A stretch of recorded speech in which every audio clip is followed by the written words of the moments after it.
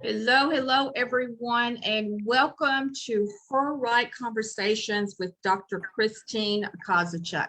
On today's show, we have an incredible guest, Dr. Dorcas from Kenya, and what she will be discussing is her right for education and sustainable life literacy in Kenya. Now, Dr. Dorcas is a resident pastor of Springs of Love Fellowship. She is a dynamic women leader, mentor, coach, equiper, and counselor. She is a mother of two and a foster parent to 15 other children, some of who have grown to have families of their own. Dr. Dorcas is the International Every Girl Wins representative for Kenya, and she is also the vice president of Kabod Foundation organization. Welcome, Dr. Dorcas, to Her Right Conversations with Dr. Christine. How are you? I'm very fine. Thank you, Dr. Christine. Yeah, we're very excited to be having you today. And, we're looking forward to the conversations that we'll be having. So what I'm going to ask everyone that's watching this right now, share this post with all the people on your Facebook, wherever you're seeing this at, because this is going to be a powerful conversation that others need to hear about the girl, child, and women that's going on in Kenya. So, Dr. Dorcas, I'm over to you. I'm going to let you go ahead and start your speech on education and sustainable life literacy for the girl child in Kenya. Thank you so much, Professor Christine. I'm so much humbled to have this opportunity for this wonderful conversation touching the girl child, her right to education. I want to thank you so much for all that you do for the girl child and women all over the world. I appreciate it also for what you do to create platforms and opportunities for people like us who have a burden in our heart to see the girl child and the woman empowered. So thank you so much. Today, I appreciate everyone watching from different places, different parts of this world. Thank you so much for finding time to be with us in this great conversation. So I welcome all of you everywhere as we go through this conversation. I'm so much privileged to be talking on the same subject topic with Dr. Ebere, a great philosopher, a great leader who came before me last month, and she had a very powerful submission. So I appreciate all that she did on that show. It was great. It was wonderful. So I will start by appreciating you, Dr. Ibere, wherever you are, because you established a certain philosophical truth about education and sustainable life literacy, which cannot be underscored. Thank you so much. Today, I will only reinforce most of the things that you spoke about on that day about our right to education and sustainable life literacy. In my opening remarks, I want to say that before any problem can be solved, there's always a need to identify and establish the root cause, and if possible, to isolate and address that root cause of the problem. In this case, we are dealing with a right to education, and I will define a right to education according to the definition of Professor Christine Kozachuk, a right from birth to death, the right to education and to the right of equality of women, girl, child, from the time of birth to death. So today, as we talk about our right to education and sustainable life literacy, I would like us to talk about things that touch the problems facing the rights of education for the girl child. According to the Oxford Dictionary, I will define education as the process of receiving or giving systematic instruction, especially at school and at university, because we are talking about our right to education. Today, I'll be demonstrating to us that equity indeed is a yardstick of evaluating and measuring our basic human rights as human beings. In my submission on her right to education, today I will focus on several issues which are affecting the rights of the girl child education.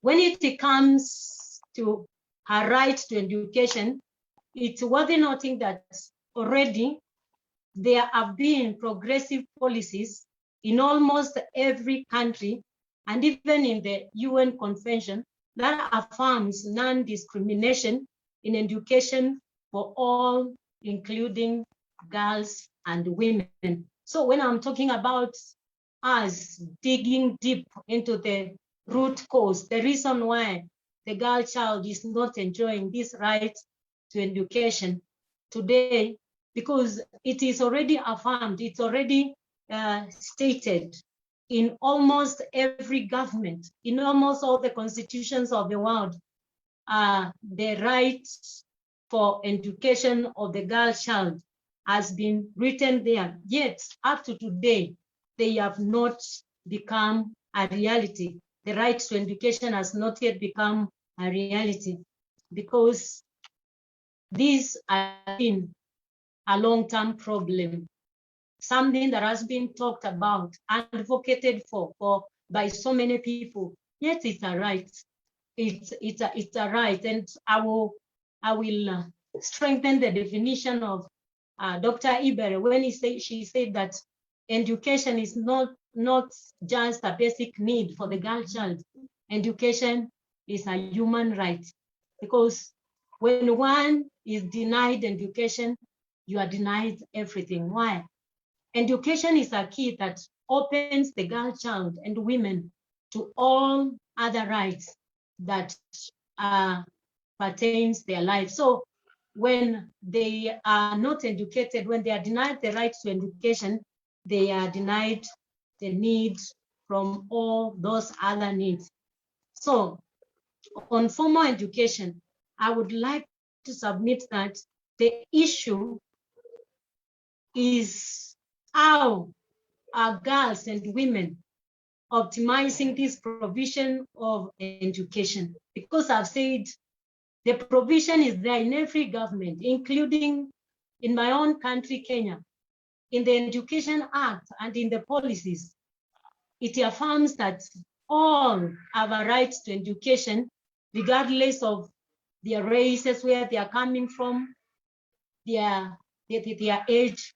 Everyone has a right to education. But yet, up to today, girls and women have not optimized this provision, this opportunity. So today I will be talking more about on what are the stumbling blocks, what are the hindrances, what really is it that stands and hinders girls and women from enjoying this provision.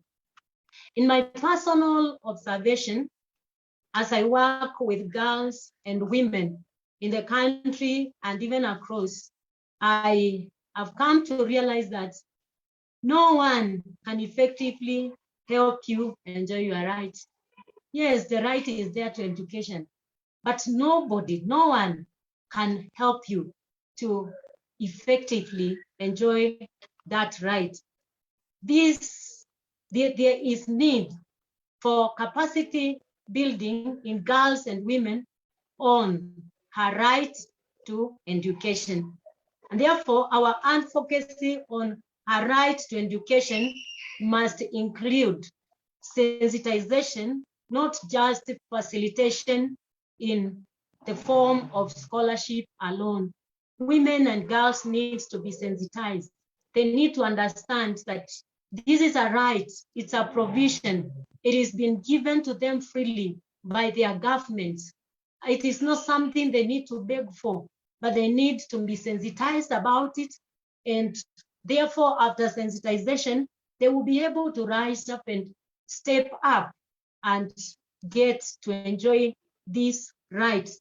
So today, I want to speak to women and girls as I make my submissions today and make them aware that nobody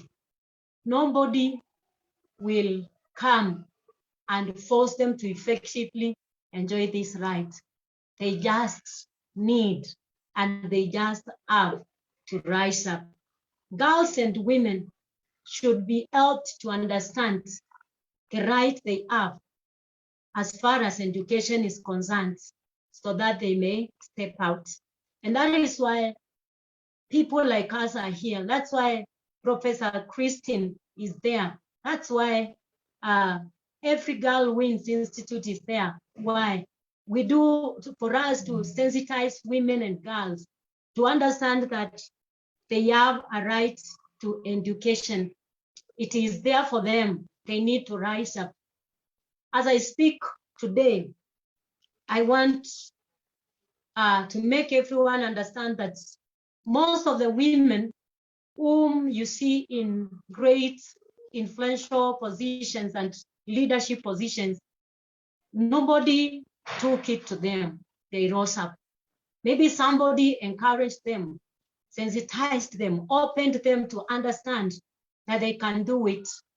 And through rising up, today they are enjoying those privileges in position, in leadership, and in power. So the same thing we are doing today and will continue to do. And we appeal for more women to rise up and sensitize their fellow women, sensitize the fellow women and the girl child to understand that education is their right and it has been given freely to them.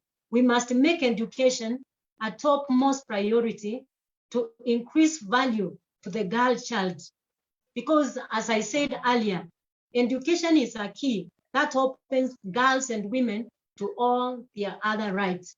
So by making education a topmost priority that will increase value in the girl child, in women, we are also trying to help the women to rise up to enjoy all the other rights that they have, rights to health, rights to all other things that have been provided for them. Without education, this will not happen. The women and girls will never enjoy any other right that has been given unto them. They won't be locked out from privileges, from opportunities without education. Education enlightens them. It gives them enough information on all their rights. If you don't know what rightfully belongs to you, you suffer and miss out in opportunities. If the girl child, the woman, will live without knowing what has been offered to them, they will suffer, they will miss out in opportunities which they could have easily enjoyed if they understood their right. The second thing I want to speak about, because I've said that I'm dealing with what makes the girl child not to enjoy the rights to education.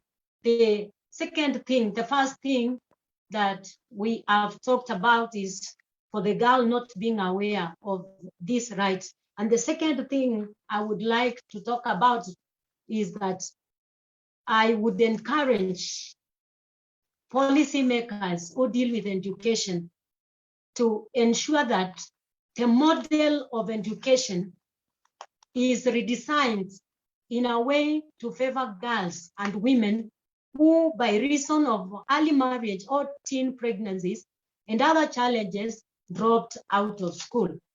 education models should be redesigned to be friendly to girls who drop out from school. So that will be very key for girls and women to enjoy the right to education, because those who drop out from school, it may not be easy for them to go back to school. It may not, that the conditions surrounding them with raising up of children, it may not be easy for them to go back to school and continue with their learning. So I would encourage so much that policymakers in the whole world, because today I'm not only talking about Kenya, because the problems that affect the girl child in Kenya affect all the other girl children in the entire world. So that's why I'm saying that it will be important for policymakers in the whole world that deals with education to redesign the education model in a way that will favor girls, in a way that will favor those teen mothers, for example, who have dropped out of school. They still desire to go to school, but the situation cannot allow. It is very important for those models to make sure that education is friendly to women, is accessible to women and to the girl child. The formal education programs should be redesigned to use flipped classrooms models to bridge the skills locking the to women and girls. This means that women and girls should be facilitated to be able to enjoy education at the comfort of their homes. For example, the teen mothers who have given birth and have dropped out of school, through the flipped classrooms, they are able to get assignments, get homeworks, and they do from their homes, in the comfort of their homes, as they continue raising their children. So the education models should allow them to interact with experts from all over, and they will be able to upgrade educational level. So that is very important, and it will help the girl child to continue, such that if they have dropped out of school, they are able to continue. Like as we have seen with the outbreak of the pandemic, a lot of girls, teenage mothers now are at home. When you tell them to go back to school, what are you telling them? They have a child. In as much as we would like them to go back to the classroom, they still have at the back of their minds the child that they have left at home, and this will divide their concentration. But if models of education are redesigned in a way that even at home, that teen mother can still continue with education. And again, the structures in the delivery process of education should be also redesigned in a way to favor both the mother and the child, both the teen mother and the child. We should have schools which are friendly to the teen mothers, such that that girl, after giving birth, and she can continue with education in a school that is child friendly, which has a wing, a section that will cater for her child. Because when you tell a teen mother, go back to a boarding school, that teen mother will not concentrate fully, because her mind will still be thinking about the child. But if the policymakers in education would redesign the structures, the schools in a way that will favor the children, such that when the mother is in school, she knows that there is a place she can go and breastfeed the child. There's a place where the child is being nursed and taken care of. I think the girl, the teen mother, will become more comfortable. So that is what I can talk about today about her right to education. There are so many things. The rights are there, but there are so many hindrances. There are so many stumbling blocks to those rights. And we could talk and talk in years until we root out those hindrances, those stumbling blocks, it will still remain a discussion that has no fruit. So I encourage us all over the world, because this is not something that we can only leave for the government alone. This is not something that we can leave to our leaders alone.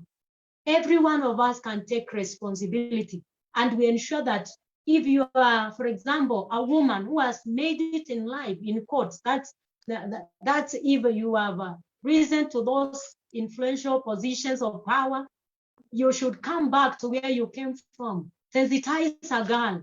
Let the girl understand that they have a right to education. They have a right to schooling. Sensitize them, encourage them, talk to them about all these hindrances, and let them rise up and continue with education. And within no time, you will realize that even the development of our nations, the development in the world will go to a higher level. So that is as much as I can talk about the formal education. Now on the sustainable life literacy, I would like to submit that firstly, the life literacy should be focused on self-awareness. I want to marry these points in sustainable life literacy with what I've spoken about education, the formal education. So life literacy should be focused on self-awareness. Self-awareness literacy is highly needed for the girl child and for the women. Self-awareness. In life, self-awareness literacy, when we are talking about self-awareness literacy to the girl and the women, it's like mapping out what limits her, because we have said that the rights are there, governments are provided, UN has given a strong backup on this right of the education of the girl child, but the girl child is still lagging behind. She's not enjoying these rights. So the same thing when we come to life literacy, the self-awareness will help the girl, the woman, to understand her rights. Because when she understands her rights, she will step out. And in understanding her rights, it is like going to the root cause, looking around, what is it that is hindering, that is stumbling this girl, this woman? And then we deal with those hindrances and stumbling blocks and let the girls free to enjoy their right, even in life literacy skills. There is self-sabotage, limiting women from cultural mindset, prejudice, physiological, environmental factors, past experiences, backgrounds, which should be dealt with. Now, this is the area of self-awareness, because the life literacy skills, one thing I've come to realize as I deal with women and girls, everyone has a skill, everyone has something that God gave them, that is God-given, that when enlightened about it, they can even use it and make it in life.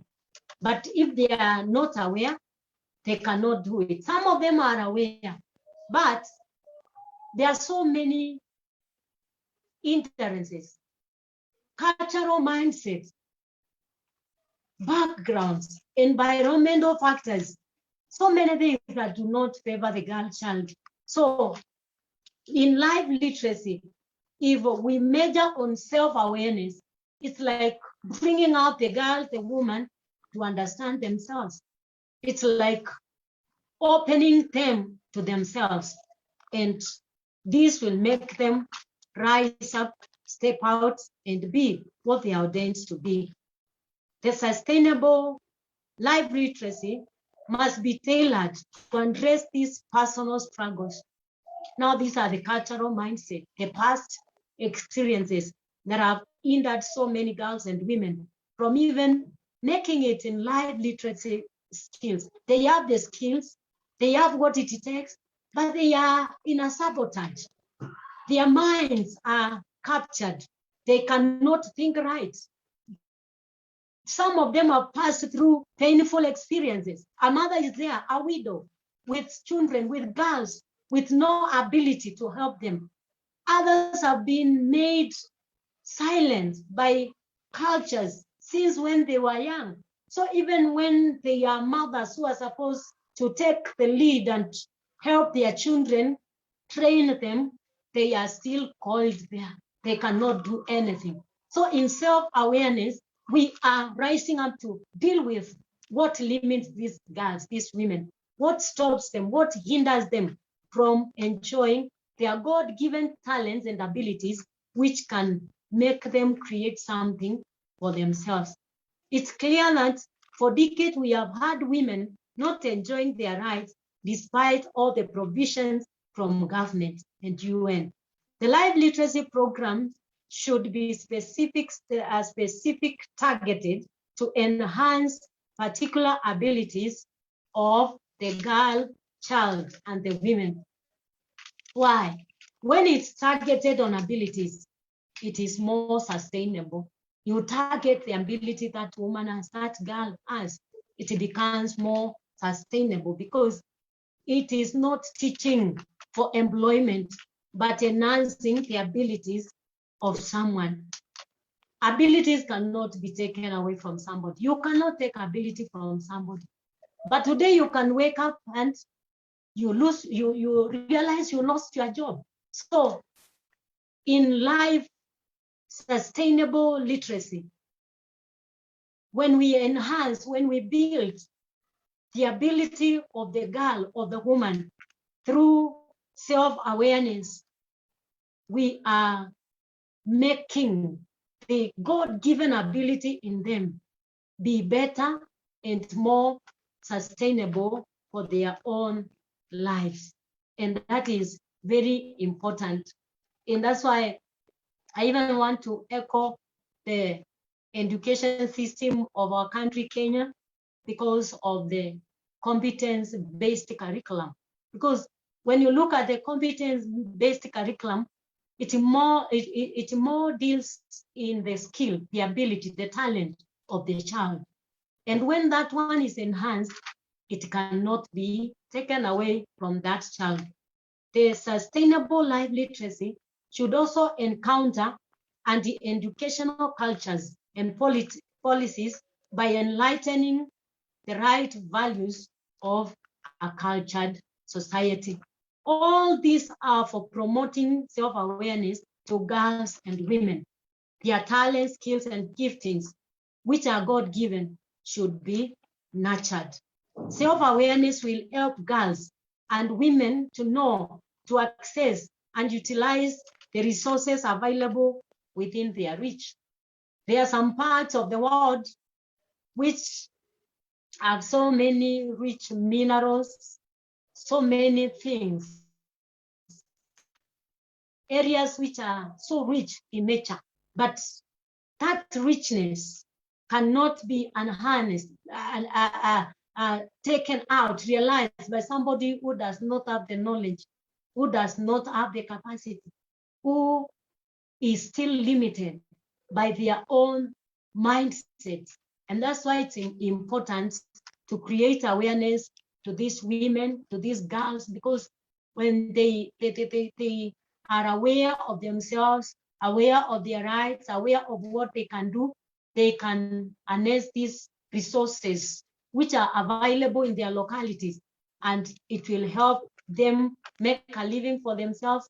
And from the profit, they will be able to educate the girl child. So self-awareness through sustainable literacy will help the girl, the women, to move from where they are to where they ought to be. Because as I speak right now, there are so many women who are somewhere, but that's not where they ought to be. They need you and I who are women who have made it to come back, just the same way Professor Christine is doing. We come back, we create awareness to them, we sensitize them, we open them from whatever limits them, and we hold them to a better place. So today, I want to submit to us all that we can still help women and girls enjoy their right to education and the life sustainable literacy. And just as Dr. Ebere said during the day of our submission, even when you are educated, when you are highly educated, you are a professional, you still need to invest in life literacy, because both of them will help you. Both of them go together. Because why I'm talking about self-awareness in life, in sustainable life literacy is because even today, there are great women who are in positions of power, who are in leadership positions, who have made it in quotes, as we can all say. But when you look at them, there is no enjoyment. They are not enjoying what they have achieved. They are not happy. Though they may have the position, they may have the money, but they still bear and carry their cultural mentalities. Others are still bound by their past experiences. Others are still silenced by cultural beliefs. And that is why self-awareness literacy, self-awareness life literacy is very important and very key if women and girls will also rise up in sustainable life literacy. Because one thing I know, when somebody is limited within, it doesn't matter how far they will go, they will still find themselves coiled down. But when somebody is aware of themselves, they are aware of who they are, what they carry, what rights they have, those people will become confident and bold.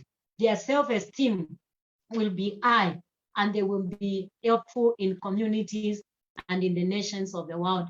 So today, I want us to know that it doesn't need to be complicated. Just begin where you are. Talk to a fellow woman in that office. Talk to a fellow girl in that village. Let us sensitize them. Let us create awareness. When you find them, like right now in Kenya, the situation of when it comes to transition from primary level to high school, up to today, we have not reached 100%.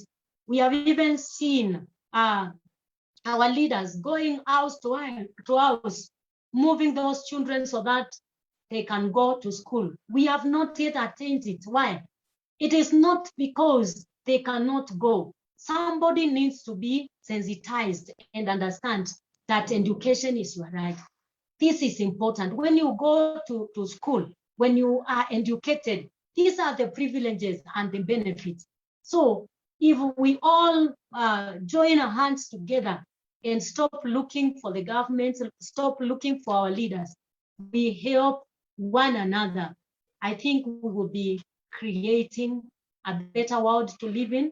We will be creating a more enjoyable life for everyone, because I am a person who believes that when a woman is strong, the nation is strong.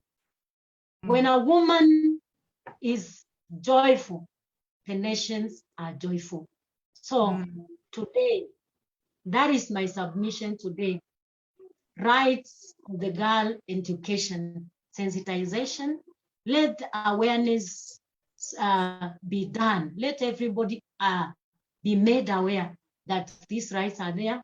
And again, let us rise up and help one another overcome the limiting beliefs that limit them from enjoying these rights. So thank you so much, Professor Christine, for the time. Wow, that was very powerful, Dr. Dorcas. And I'm going to go ahead and bring those that are in, if they can unmute themselves and they can show their videos and ask questions of you regarding this. I know We had a few, Dr. Kairos, she says, I agree with you. Self-awareness is the key to literacy. And then we had Lucy, she says, but which are some of the abilities that we can empower them? How can we empower them? Lucy? How can we empower the girl child, the women? Through self-awareness, we can empower them. Because one thing I know, giving somebody something every day for their daily bread or for their daily health may not be sustainable for long. But when you empower somebody to understand, you give information. Knowledge is power. When somebody is aware of something, she understands something. Tomorrow you will not need to bring that bread to them because you have taught them how to make the bread. Tomorrow they will make the bread and they will keep on making the bread and they will better their lives. So there are so many ways we can empower them. I've said that in education, the right to education of a woman, the greatest way to empower them is let us open them up. Let us open up the mothers to understand that they have a right. Their children have a right to education and they don't need anyone to come and do it for them. They can rise up. In my experience as I've been helping people, I've come across mothers who, for example, now in our country, the children who did their class 8, they are supposed to go to Form 1, but you will go at home and find a woman just seated there. She's waiting for somebody to come, walk with them to the school, or carry the child to the school. But when you sit down with this woman and empower her, make her understand that as a mother, you have a right to go to that school, whichever it is, talk to the principal and let your child be admitted to school. When you have helped the woman to go, you have empowered her in a very huge way because there is something else which is very powerful, exposure. When you expose that woman, let her come out of her house, send the child to school, she's exposed as she's moving around. She will not remain the same again. So we empower them more, mostly by creating awareness in them. That's great. That's great. Does anyone have any questions for Dr. Dorcas or any statements on what she just talked about? Anyone? Kairos? Yes. Dr. Doris, it is an amazing presentation. I've learned a lot from you, the things that's going on in your country. I am originally from Ethiopia, and also Eritrean. And I'm, really, really looking forward to working with the girls in Ethiopia. My question is, there are cultural situations that affect women in many communities, like in our countries in Africa, basically. But then there are some that send the children to school, but then it's limited. They don't want them to go further. They'll take them out to get married or have their own families. And then also some of them, they say girls cannot go to school further than maybe 8th grade or something like that. So how would you, what would you do in this situation? Is there anything, have you come across, children, girls like that in the places that you worked? Wow, thank you so much. That's a great question. And that's why I said when I was talking that whatever is happening in Kenya, I know it's happening in so many parts of the world, and especially in Africa. There are some cultures which limit girls from education, and especially when it comes to the preference of the boy child to the girl child. It happens in most parts of Africa, including even in Kenya, whereby parents will prefer educating the boy because the child is considered as a bride price. Girls, actually, I personally, when I was growing up, I happen to come from a family where girls are more than boys. And in those days, when a woman gives birth to more girls than boys, Right. it was considered like an abomination. It's like you are an outcast. You are not bringing value to the family. So in such a situation, to send a girl to school from some homes which are that way, it may be difficult. And that's why I'm saying that there are women who faced those cultural difficulties, but at the end of the day, they made it. They are somewhere. They are leaders somewhere. What if all those leaders, those women who have moved through, like, I always get my encouragement from Professor Christine.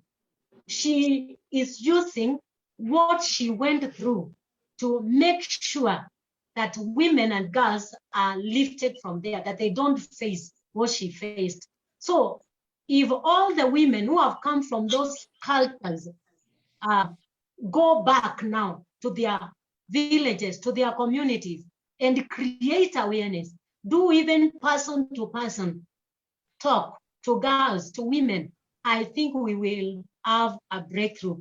Currently, as an institute, the Every Girl Wins Institute is sponsoring the education of a girl in Kenya who comes from such a situation, from the Ma community.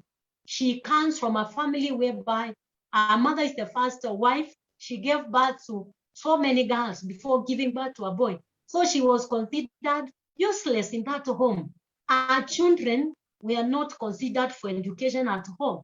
So they stayed at home. When the time came and she went to school, she could not go on. Why? Boys are all over following, even old men. Why? She is considered to be a bride price. So she got expectant at the process. She gave birth. But what did we do? We went now talking to them, sensitizing the parents, making them understand if this girl is educated, she can bring a great change in her family. And I came to realize that even these cultural problems and stumbling blocks we have, it is just because these people have not had somebody talking to them, enlightening them, person to person. That is what helped us take that girl to school. And right now she is making it. So I know for a woman, there is nothing which can be a barrier to a woman. Those who have made it, let them now come back to their communities and lift others. And we will overcome all these cultural barriers. Yes, that was great, Dr. Dorcas. Thank you. Did she answer your question, Dr. Kairos? Yes, she did. Thank you very much. Yes, Okay. I know, Dr. Christine, you're doing a great work, from personal experience. I know this is going to change the world. Your work is amazing, Dr. Christine. And also the girls, we need also to teach the people around the girls, so that they understand that girls' right is important for the community. Because, there are some older people who still have that mentality of girls should stay home, girls should not be educated, things like that. So we also have to work with people who are in the communities to know and understand that they should be aware that the power of teaching girls is important to the community. Absolutely. And thank you for those kind of words. And, like I always tell, everyone, without people like yourself, representatives for Every Girl Wins, using their voices, I can't do what I'm doing without, women like you helping me with that. So thank you so much, Dr. Kairos. Damaris, do you have a question? I have a question. Lucy, go ahead. Thank you, Dr. Dorcas, for this great talk. And I think the most affected in our communities are the pastoralist girls. You see, these girls culture has been affected because the girls are enrolled in school are mobile. So even the attendance in school is poor and there are no schools in their community. How do you address it? Lucy, can you put your question in the chat? When you were breaking up on us, so we could not hear you. Okay. Yes. So while you're doing that, we're going to go ahead and go to Damaris, and then we'll answer she'll answer your questions after Damaris. Damaris, you have a question? Mine was a compliment. I love what Dr. Dorcas said, that when a woman is strong, the nation is strong.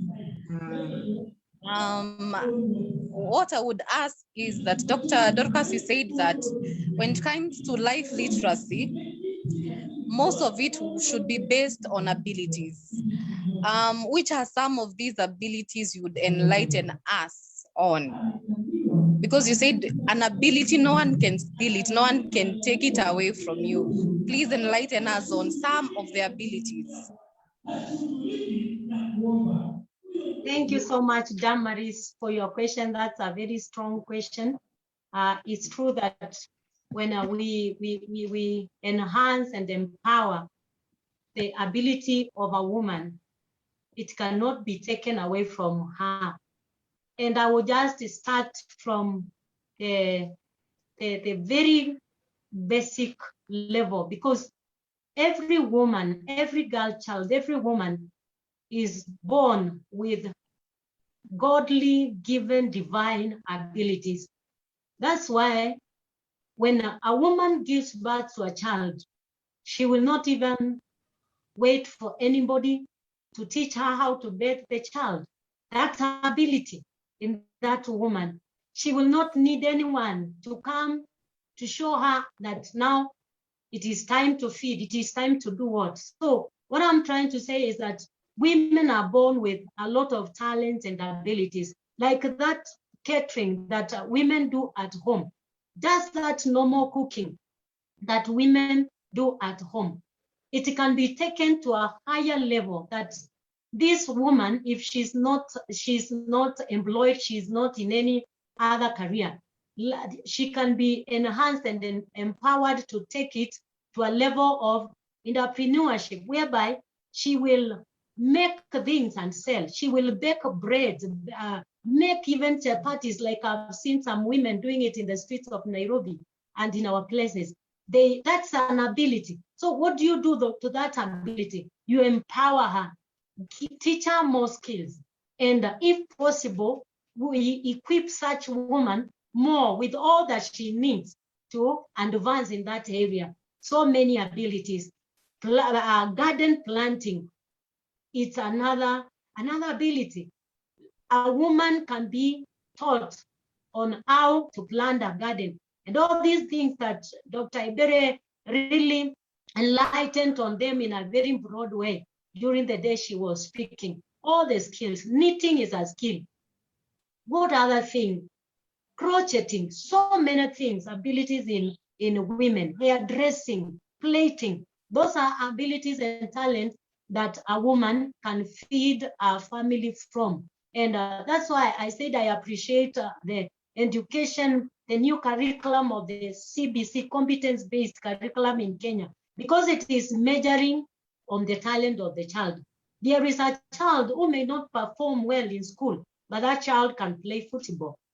There is a child who may not perform well academically, but that child can sing. That child has a talent. So what I mean about enhancing and building on the abilities is strengthening the areas of the woman's ability, so that she can rise up and do something for herself and for her people with that ability. And believe you me, there is no woman that has no ability. There is no human being who has no ability. Absolutely. That was great, Dr. Dorcas. We have one last question, and that's from Lucia. She says, girls from pastoralist communities are adversely affected. The girls' enrollment in schools is poor due to non-availability of schools, and they are always on the move with their families. How do we address this? Thank you so much, Lucy. That's a great question. The problem of the pastoralist community has been here for ages, not only in Kenya, but in some other parts of Africa. And surely the pastoralist communities, the girls and the women, even together with the men, they sometimes seem as if they are marginalized in a very high way, because they are ever moving, and because of fighting for pastures with different communities. Sometimes even when you build schools for them, they will fight, the structures will be torched, and that school will be gone. So sometimes I always tell myself that I think of things which sometimes I talk and people will feel that they are crazy. But sometimes I wonder if we can organize for medical camps where we follow the people where they are. We go where they are and we take the treatment to them. Why not also organize some camps of sort for education, whereby we redefine the models and systems of education, not to only be staged and stationed on one place. We make our education mobile such that it can be organized, and we have, just the same way we have flying doctors, in the same way we can have flying teachers who will be trained for that mission, for that cause.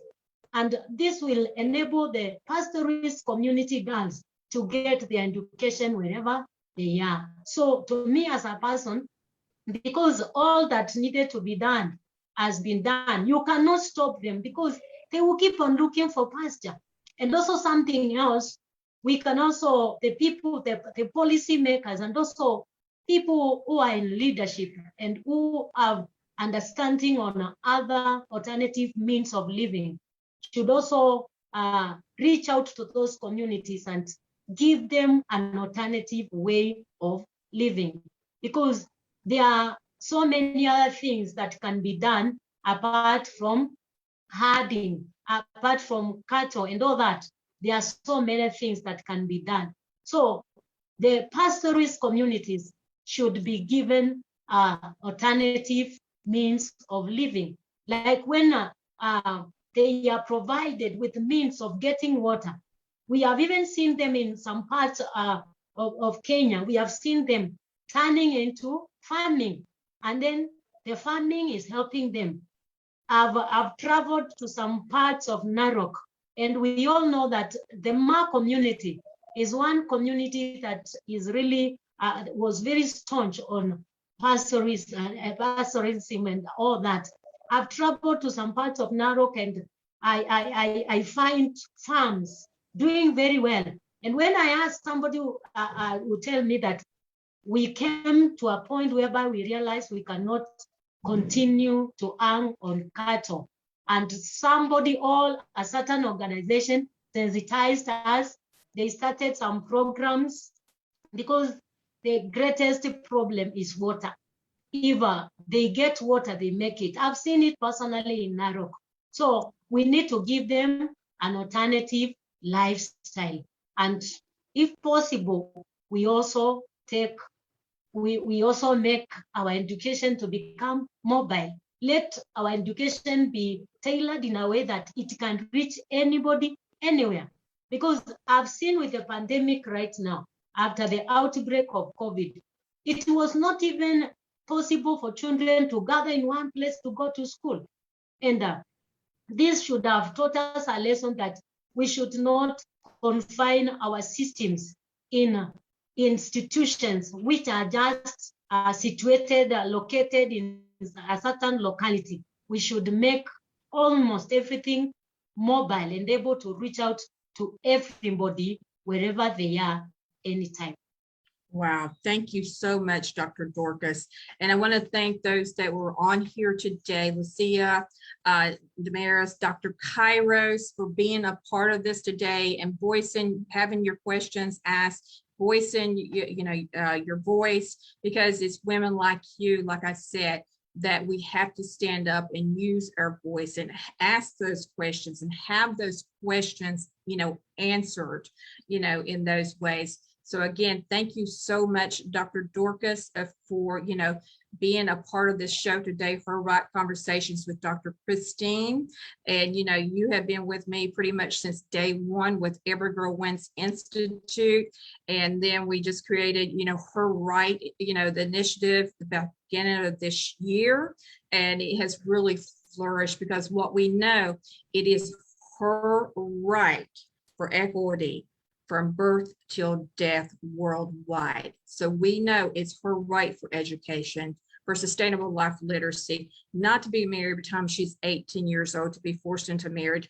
If she wants to drive, she can drive. If she wants to walk across the street alone, allow her to walk across the street alone.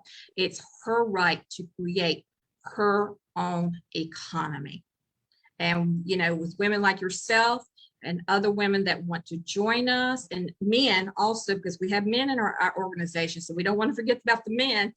Dr. Juma, we have Bronco, we have His Royal Highness Sir Clyde Rivers, we have Reverend Simon Amos, and I always say one of our biggest cheerleaders, my husband Ronald Kozachuk, which is a Dr. Kozachuk, excuse me. I said he's one of the biggest cheerleaders there is for us out there. So again, thank you so much. And we will have another Her Right conversation next month.